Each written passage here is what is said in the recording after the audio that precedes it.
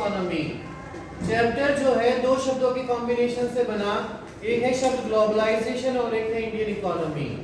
Globalisation शब्द आप लोगों के लिए बिल्कुल न्यू है, लेकिन द इंडियन इकोनॉमी इस शब्द को आप लोगों ने मेरे मुंह से भी बहुत बार सुना होगा। इंडियन इकोनॉमी भारत की अर्थव्यवस्था या भारत की मार्केट के बारे में हम पढ़ेंगे। इसके अंदर इंडियन इकोनॉमी के अंदर क्या क्या चेंजेस आए हैं ग्लोबलाइजेशन होने की वजह से, या ग्लोबलाइजेशन होने से इंडियन इकोनॉमी में क्या फर्क पड़ा है।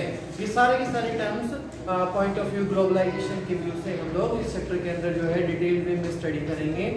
तो सबसे पहले तो मैं यही पूछूंगा आप लोगों से कि ग्लोबलाइजेशन किसे कहते हैं।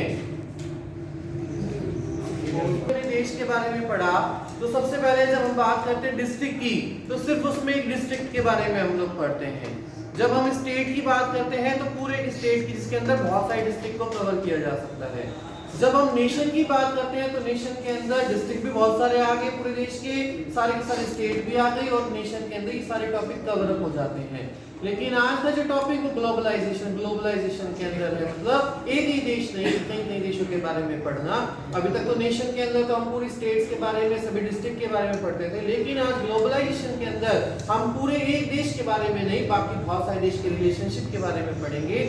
हम पढ़ेंगे इस देश के अंदर कि हमारे देश के रिलेशनशिप दूसरे देशों के साथ कैसे हैं, या फिर रिलेशन है तो वो किस तरीके के रिलेशन है, इकोनॉमिक रिलेशन है, पॉलिटिकल रिलेशन है, या फिर हमारे उनसे ट्रेड के रिलेशनशिप है। आपको पता होगा हमारा देश जो है सदियों से ही ट्रेड करता हुआ आया है बहुत सारे देशों के साथ। हमारे देश के अंदर पहले से ट्रेड होता है, और जिस देश के इंपोर्ट और एक्सपोर्ट एक दूसरे के साथ होंगे तो उनके रिलेशन भी आपस में जो है काफी मजबूत होंगे। तो हमने देखा है इंडिया के अंदर ग्लोबलाइजेशन होने से पहले भी ट्रेड किया जाता था। वो कैसे किया जाता था, अब हम उसको पढ़ेंगे, ठीक है। ग्लोबलाइजेशन के बारे में और ग्लोबलाइजेशन की वजह से इंडियन इकोनॉमी पे क्या क्या इफेक्ट्स पड़े उसके बारे में हम पढ़ेंगे। तो उसी प्रोसेस को कंप्लीट करते हैं। ग्लोबलाइजेशन के अंदर बताया गया है कि जब किसी देश के दूसरे देशों के साथ रिश्ते होते हैं, चाहे वो ट्रेड से रिलेटेड हो या रिलेशनशिप आपस में संबंध मजबूत हो, उसी से ग्लोबलाइजेशन किया जा सकता है। आपकी बुक में एक बहुत अच्छी सी डेफिनेशन भी दी हुई है कि ग्लोबलाइजेशन को करने के लिए हमारे देश की गवर्नमेंट ने एमएनसीज को चुना है। एमएनसीज का मतलब होता है मल्टीनेशनल कॉर्पोरेशन या फिर मल्टीनेशनल कंपनीज। मल्टी मतलब मैनी और नेशन मतलब देश, और कंपनीज तो आप जानते हैं कि ऐसा इंस्टीट्यूशन जो ट्रेड वगैरह कर सकता है। तो ऐसे कुछ इंस्टीट्यूशंस को चुना है जो बहुत सारे देशों के साथ अपने संबंध को रखते हैं। Multinational corporation is a company that own or control production in more than one country। एक ऐसी कॉर्पोरेशन जो एक देश के अंदर तो कंट्रोल करती थी, कंट्रोल भी करती थी, प्रोडक्ट्स को बना भी रही थी, लेकिन आज वो दूसरे देशों के अंदर भी अपने प्रोडक्ट्स को बना रही है और उस प्रोसेस को साथ के साथ कंट्रोल भी कर रही है। उसे ही एमएनसीज कहा जाता है, मल्टीनेशनल कॉर्पोरेशन। क्या मल्टीनेशनल कॉर्पोरेशन के आने से पहले भारत के अंदर ट्रेड नहीं होता था? होता था। क्या भारत के अंदर एक्सपोर्ट नहीं होते थे? होते थे। भारत के अंदर भी मल्टीनेशनल कॉर्पोरेशंस के आने से पहले भी ट्रेड होता था, लेकिन जब हमने ग्लोबलाइजेशन को इंप्लीमेंट किया उसमें अलग तरीके से ट्रेड होना शुरू हो गया। मैं अब आपको एग्जांपल देता हूँ। जैसे कि ग्लोबलाइजेशन हमने किया, ग्लोबलाइजेशन में मार्केट आई, मार्केट के अंदर अलग अलग तरह के प्रोडक्ट्स आने शुरू हो गए। यहाँ पर हम कह सकते हैं कि ग्लोबलाइजेशन की वजह से पहले भी प्रोडक्ट हमारी मार्केट के अंदर अवेलेबल होते थे, लेकिन ग्लोबलाइजेशन की मदद से प्रोडक्ट जो आए हैं वो वैरायटी ऑफ प्रोडक्ट्स है। कैसे एग्जांपल देकर के बता सकते हैं? फॉर एग्जांपल ग्लोबलाइजेशन हमारे इंडिया के अंदर 1991 के अंदर रिफॉर्म्स में जो है शुरू किया गया था। इससे पहले इंडिया में ग्लोबलाइजेशन को कोई नहीं जानता था या भारत सरकार ने इसे अप्रूव नहीं करता था।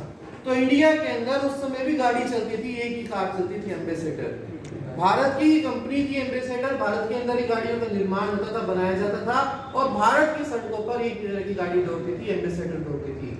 लेकिन ग्लोबलाइजेशन से क्या हुआ, मार्केट भारत की चमकने लगी, उसके अंदर अलग अलग प्रोडक्ट आने लगे, फोर्ड की गाड़ी आने लगी, मारुति सुजुकी आने लगी, आपने देखा होगा। और आज की तारीख में अगर हम देखें तो number of companies we have which produces car, इतनी सारी कंपनियां आज हमारे पास हैं कि जिसके अंदर इतनी बड़ी बड़ी कार को बनाया जा रहा है, जिन्होंने एक ही देशों के अंदर नहीं अलग अलग देशों के अंदर अपने प्रोडक्ट्स को अवेलेबल कराया है। तो ये किसकी वजह से पॉसिबल हुआ है? एमएनसीज की वजह से पॉसिबल हुआ है कि मार्केट के अंदर प्रोडक्ट्स तो आ रहे हैं, आज भी पहले जा रहे थे, लेकिन वो प्रोडक्ट्स वैरायटी ऑफ प्रोडक्ट्स हैं, अलग अलग तरह के न्यू काइंड्स ऑफ प्रोडक्ट्स हमारे मार्केट के अंदर आज अवेलेबल हो पा रहे हैं। तो वो इसमें लिखा गया है nature of product in market got transformed. आज प्रोडक्ट जो है मार्केट के अंदर ट्रांसफॉर्म हो गया है। पहले एक ही तरह का प्रोडक्ट होता था और वो उस प्रोडक्ट को हम स्वदेशी प्रोडक्ट कह सकते थे। ये अपने देश के ही अंदर हमने प्रोड्यूस किया है, अपने देश के अंदर ही प्रोडक्ट को जो है बनाया है। लेकिन आज हम प्रोडक्ट्स को क्या कर रहे हैं? एक्सपोर्ट इंपोर्ट कर रहे हैं, दूसरे देशों से हम खरीद लेते हैं। खरीद रहे कि नहीं खरीद रहे, आपने देखा होगा एक फोर्ड कंपनी है। फोर्ड कंपनी सबसे ज्यादा प्रोडक्ट्स को अपने सेल करती है पूरे वर्ल्ड लेवल में, अगर हम देखें डाटा उठा करके।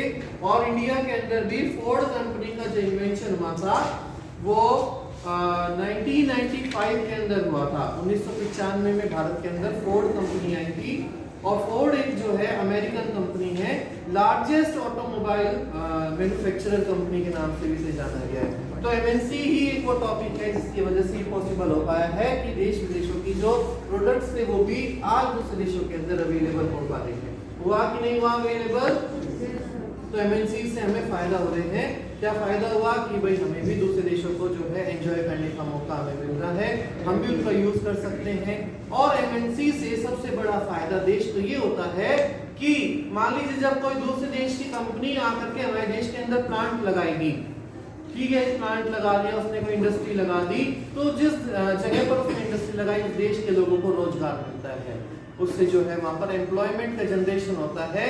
जो लेबर क्लास वहां की होती है, जो लोग लेबर की तरीके से वर्क कर रहे हैं, चाहे वो स्किल्ड लेबर हो चाहे वो अनस्किल्ड हो, दोनों को ये एम्प्लॉयमेंट मिलेगा। और एम्प्लॉयमेंट मिलने से क्या होगा? उनकी इकोनॉमिक कंडीशन स्टेबल हो जाएगी।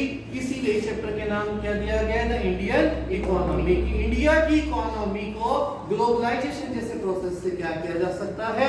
इंप्रूव किया जा सकता है। किसी भी देश की जो इकोनॉमी हो, यहाँ तो सिर्फ हम इंडिया की इकोनॉमी के बारे में पढ़ रहे हैं, तो इंडिया की इकोनॉमी ग्लोबलाइजेशन प्रोसेस की वजह से काफी राइज हुई है, क्योंकि ग्लोबलाइजेशन से बहुत सारे लोगों को जो है रोजगार मिलता है, एम्प्लॉयमेंट मिला है, और एम्प्लॉयमेंट से फिर उनकी जीडीपी बढ़ेगी, जीडीपी से हमारे देश के डेवलपमेंट में एक पॉजिटिव साइन शो किया गया। तो वही मैंने बोर्ड पर लिखा है, what we are going to study in this chapter. हम इस चैप्टर के अंदर 4 चीजों के बारे में पढ़ेंगे। सबसे पहले हम लोग पढ़ेंगे इसमें एमएनसीज के बारे में, जो कि मैंने आपको इंट्रोड्यूस भी करा दी है। एमएनसी है क्या चीज, सबको पता चल गया ना एमएनसी क्या है? Yes sir. और एमएनसी क्या है और वो किस तरीके से वर्क करती है, what is MNC and their working. उनका काम करने का जो तरीका है वो किस तरीके से है, क्या वो जॉइंट वेंचर में काम करती हैं, क्या वो अकेले आकर के प्लांट लगाती हैं अपना, या वो किस तरीके से पूरा प्रोसेस जो है सेटअप कर लीजिए, ये पूरा इसमें पढ़ाया जाएगा। दूसरा है इसमें फॉरेन ट्रेड, विदेशी से हमें ट्रेड करना सीखना, एंड इंटीग्रेशन ऑफ मार्केट।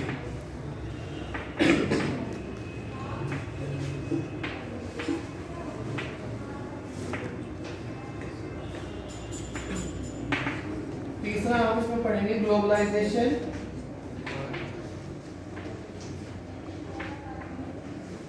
जब तक हम दूसरे देशों के साथ ट्रेड नहीं करेंगे तो ग्लोबलाइजेशन हो ही नहीं सकता। और चौथा पढ़ेंगे WTO के अंदर रह करके ही हम ट्रेड के प्रोसेस को कंप्लीट करेंगे। जितनी भी सारी की सारी जो गाइडलाइंस हैं वो वर्ल्ड ट्रेड ऑर्गेनाइजेशन, जो वर्ल्ड लेवल की संस्था है, वो ही कंट्रोल करती है कि किस तरीके से ट्रेड किया जाएगा, क्या रूल्स एंड रेगुलेशन फॉलो किए जाएंगे। उसी के अंडर रह करके ही हम भी ग्लोबलाइजेशन के प्रोसेस को कंप्लीट करेंगे।